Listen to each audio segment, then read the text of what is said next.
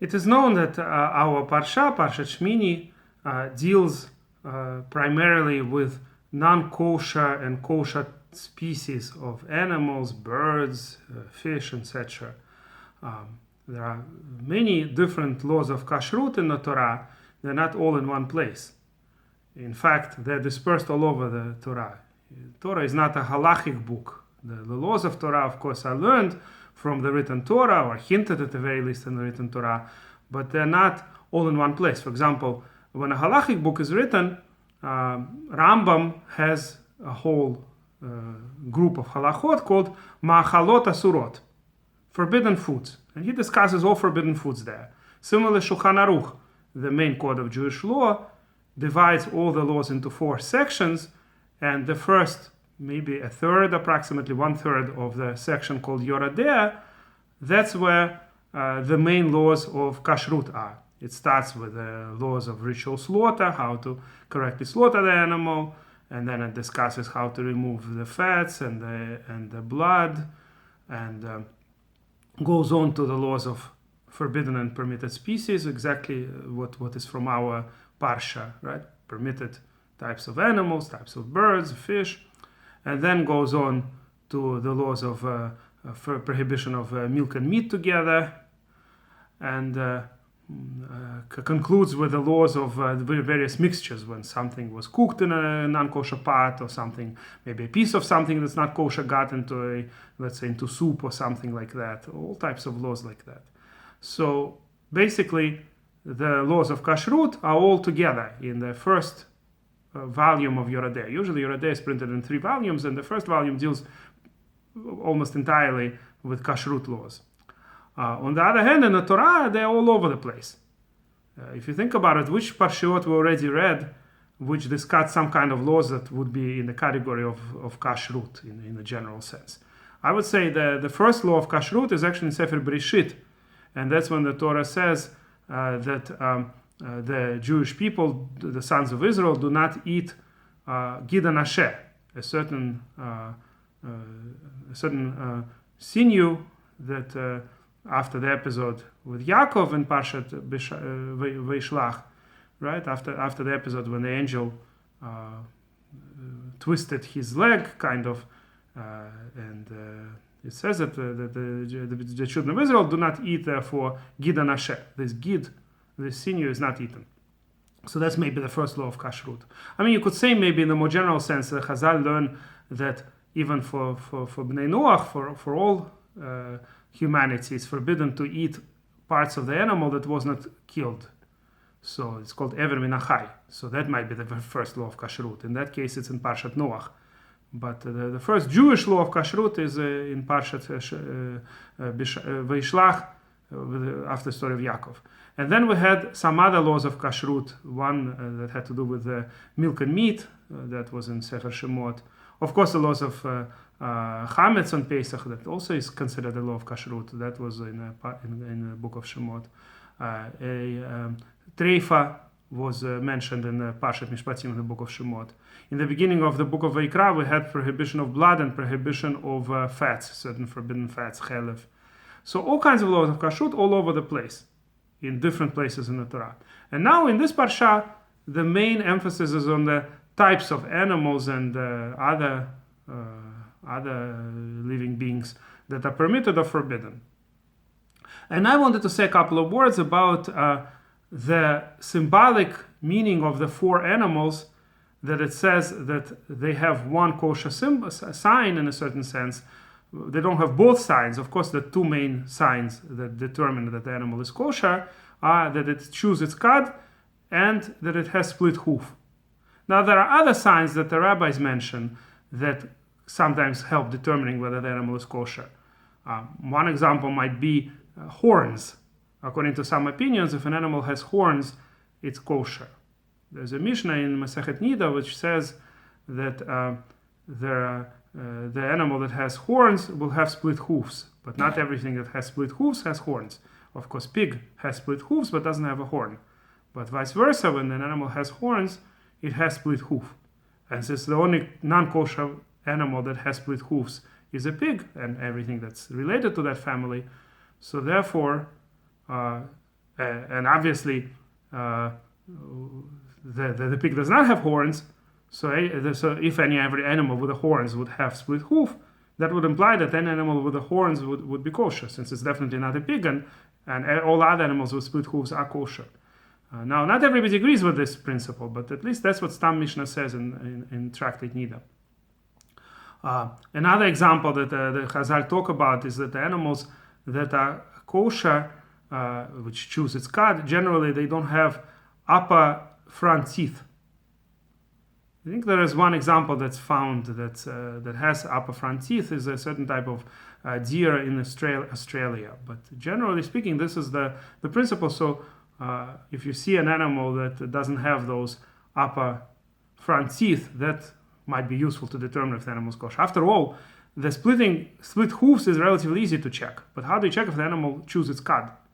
That's a much more complex issue. How would you know? Maybe it chooses cud, maybe it doesn't. Generally, the outer sign is that the animals who chew their cud, they're always moving their lips, right? Because after all, let's say a cow or a goat, you could give it some food, and then it seems to be chewing and chewing and chewing.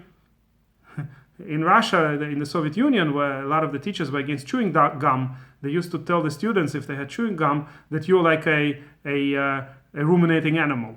Right? That usually people chew when they eat, but not after they eat already. And here you keep chewing and chewing and chewing. So that's what the sign of a ruminating animal is. It seems to be always moving its lips, because it keeps eating the same thing basically, right? The food that it swallows, it goes to certain stomachs. It has a number of stomachs, usually 4 stomachs, the kosher animals. And then after it gets softer, it becomes like a kind of ball, and it goes up again through the neck, and the animal chews it a second time. So that's why you see that ruminating animals moving the jaws all the time, even though they weren't fed recently. So that's the main outer sign. And the Torah lists 4 types of animals that have only one of the 2 signs. Either they have split hooves, or they're, in a sense, chewing their cud, but they don't have both. And they're not kosher, of course, because you have to have both signs. And the one animal that has split hoof but does not chew its cud, of course, is the pig, as we discussed. And the other 3 that are mentioned that do not have fully split hoofs, 2 of them don't even have hooves at all, if our translations are correct. They are the rabbit or something similar, and the hyrax and the camel. So camel definitely chews its cud and does not have fully split hoofs. With regards to the other 2, there was always a question if we're translating these correctly. Maybe it's Torah is talking about some other animals. Maybe those animals don't even exist today anymore. Or indeed, if they are those 2, then it must be that in a certain sense they can be considered chewing their cud. For instance, if the rabbits in some cases can eat their own excrements for a second time. So they're also basically moving their lips, even though they weren't fed recently. So in a more general sense, it might be considered chewing its cud, but it definitely does not have split hoofs. It doesn't have hoofs at all, so it's not kosher. So the Torah is very clear that these animals are not kosher, but explaining exactly what Arnevet and Shafan, the two of the 3 that have the inner sign but not the outer sign, right? They don't have split hooves, but they do have, in some sense, chewing their cud. There's always a question how to explain that. But what concerns me right now is the symbolic meaning of all this. It's known, and the Vilna Gaon explains this also based on the Midrash, that the 4 nations that ruled over the Jewish people are considered to be Babylonia. That's the first exile, and they destroyed our first temple. Then Media and Persia together, mainly Persia. The story of Esther, right, of Ahasuerus is at that time period. Then Greece, Alexander the Great, and then the empire split. Sometime the Jews were under the Greeks who lived in or ruled over Egypt. They were called the Ptolemies. And at other times we were under the Antiochuses in the north, in Syria. But they were all part of the former empire of Alexander Macedonsky, Alexander the Great. And they're considered all Greek. And then the last one, of course, is Rome. And The sages say in the Talmud, in the Masechet Yoma, that the Jewish people were, in a sense, better in the older generations because they were less hypocritical. They had, they were good inside, kind of. They had sins, they had major sins, 3 major sins, but they were kind of good inside.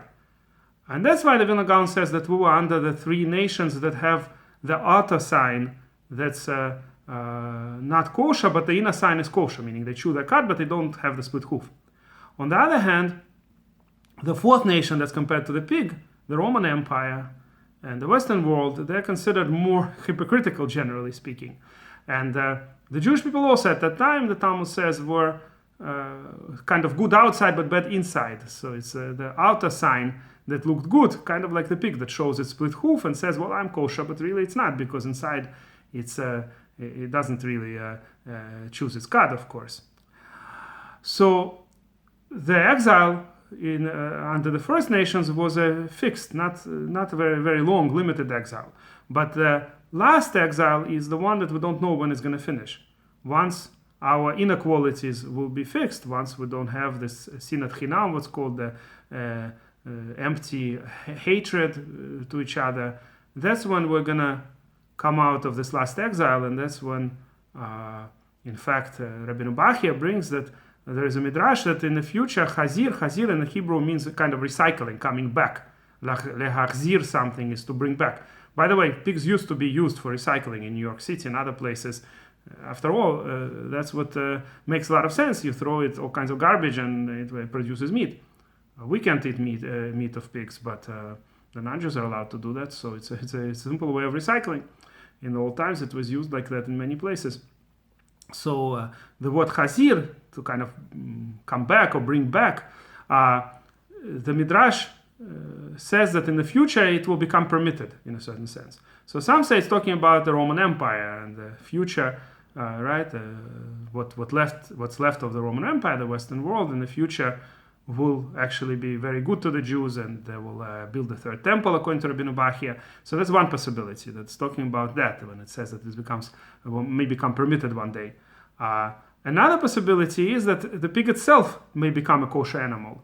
It's interesting, they found in South America some kind of an animal that's from this family of pigs, and it has the stomach structure similar to kosher animals. It's not chewing its cud yet, but what will stop it from chewing its cud in the future? Who knows?